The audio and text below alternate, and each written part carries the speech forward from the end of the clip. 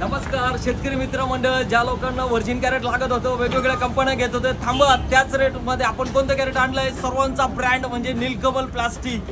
हे बघा आणलं का नाही नीलकमल कॅरेट.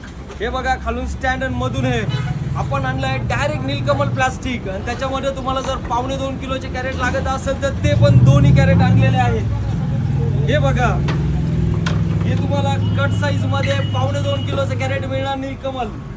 आणि हे कांद्यासाठी लागणारे, टमाटर लागणारे double coating carrot full size 1700 gram आपण आणले. हे नीलकमलचा फुल स्टॉक वाढवला आहे हे.